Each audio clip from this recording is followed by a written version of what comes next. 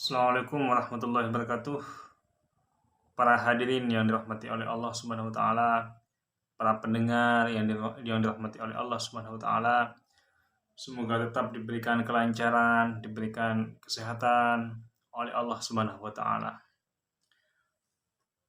Setelah bertahun-tahun saya mengamati tentang perjalanan hidup di dunia ini, baik di dunia internasional maupun di dalam negeri, saya menemukan sebuah kejanggalan dan betapa sangat sulitnya kita menemukan pada hari ini sosok orang yang fenomenal, yang berkreativitas dan melegenda seperti Pramuti Anantatur. Kalau di Indonesia kita pada saat ini sangat sulit menemukan seseorang seperti Pramuti Anantatur yang mampu menulis puluhan buku fenomenal. Saat ini kita juga sangat sulit menemukan sosok seperti ulama besar, seperti Hamka, dengan kitab tafsirnya, dengan buku-buku sastranya, dan juga buku-buku tasawufnya. Dan banyak tokoh-tokoh di masa dahulu itu yang sangat fenomenal dalam berkarya, yang sangat sulit kita temukan pada hari ini. Tapi kalau kita banding-bandingkan, hasanah-hasanah buku-buku di masa lalu sangatlah begitu sulit untuk ditemukan. Bahkan Muhammad Hatta yang riwayatnya memiliki 10.000 koleksi buku saja di masa itu sangatlah luar biasa. Sedangkan pada saat ini kita mampu mengoleksi beratus ribu pun kita mampu. Karena banyak buku-buku yang tersedia dijual dengan murah dan bahkan kita bebas melakukan atau membaca buku apa saja, baik di Maktabatus Samilah maupun beberapa aplikasi dan jaringan di internet. Zaman ini penuh dengan kecukupan. Zaman ini penuh dengan segala sesuatu yang tidak ada di masa dahulu. Tapi di zaman ini semuanya hampir ada. Untuk menjadi profesor pada saat ini, untuk menjadi seorang intelektual pada zaman ini, pada saat ini, untuk menjadi seorang ahli fikih, untuk menjadi seorang ahli tasawuf, untuk menjadi seorang penyair, sangatlah mudah.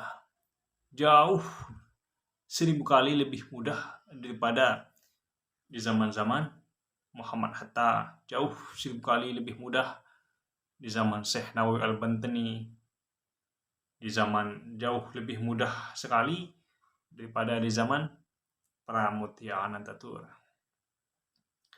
Kalau kita ingat bagaimana cerita seorang pakar hukum tata negara di Indonesia, yaitu Yusril Ihza Mahendra, untuk bisa membaca buku pun pada saat itu dia rela disuruh oleh Muhammad Nasyir dari Jakarta ke Bandung untuk menjemput buku-buku untuk dia baca.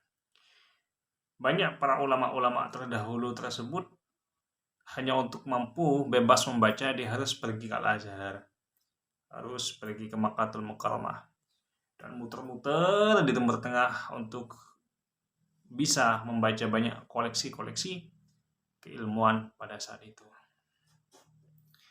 Akan tapi pada saat ini, pada zaman ini banyak buku-buku berserakan, baik di perpustakaan kecamatan, baik di perpustakaan nasional, tidak atau sangat sedikit pemuda-pemuda generasi bangsa ini yang serius dan menekuni untuk mempelajari tentang banyak hal.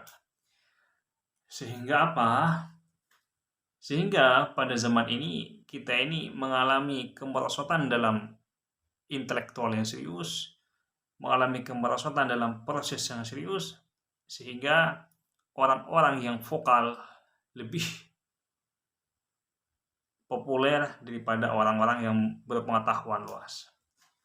Kalau kita lihat pada saat ini orang-orang yang tampil di YouTube itu, walaupun tidak semuanya, tapi banyak orang-orang yang tidak alim, orang-orang yang tidak dalam pengetahuannya, tapi karena dia hanya menang vokal, dia mudah untuk populer dan dia mudah untuk mendapatkan pundi-pundi uang dari hasil YouTube melalui subscribe dan like-nya.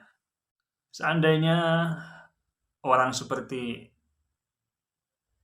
Hamka, Profesor Hamka, orang seperti Muhammad Hatta, Sultan Syahrir, atau Syekh Nawawi Al-Bantani, atau Syekh Ihsan Jampes hidup di masa saat ini, maka tidak bisa dibayangkan berapa banyak karya-karya yang beliau akan tulis dan berapa banyak karya-karya beliau yang akan dilahirkan dari tangan beliau. Di masa itu saja, di masa-masa yang sangat sulit akan menemukan sebuah kitab-kitab atau hasanah-hasanah keilmuan, mereka semua mampu menelurkan pikiran-pikirannya melalui hasanah-hasanah keintelektualan yang mereka tulis melalui buku-buku, dan betapa sangat luar biasanya mereka-mereka pada saat itu. Dan ironisnya pada saat ini banyak orang-orang yang tidak tahu diri, yang jelas-jelas dia tidak mumpuni dalam soal pengetahuan, tidak mumpuni dan tidak mencukupi dalam hasanah-hasanah pengetahuan di dalam dirinya, lalu dia tampil ke muka, pegang mic kesana kemari, dari panggung satu ke panggung yang lain, berceramah seenaknya. Sehingga apa yang terjadi? Banyak kemudaratan-kemudaratan yang timbulkan oleh ceramah-ceramahnya. Banyak mafsadah-mafsadah yang ditularkan dari pidato-pidatonya, sehingga kemanfaatan, faedah, kemaslahatan tiada keluar dan tidak ada yang diaplikasikan oleh para pendengar-pendengarnya.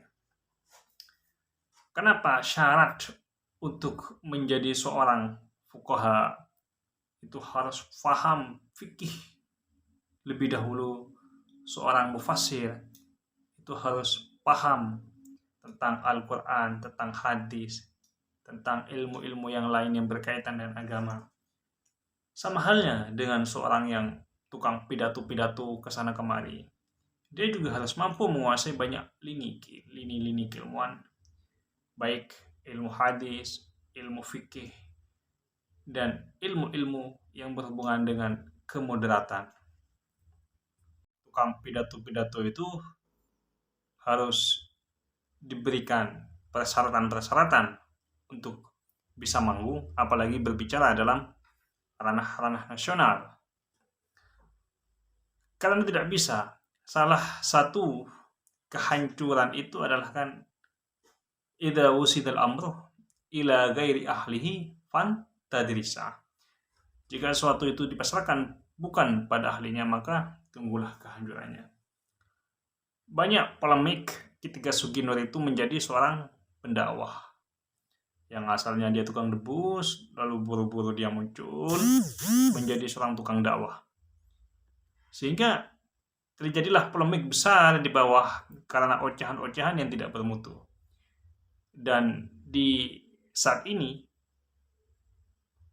ada sebagian orang yang memang saya kira secara keintelektualan memang kurang mumpuni, malah pidato sana sini kesana kemari, ujung-ujungnya malah mengandalkan nasab dari leluhurnya.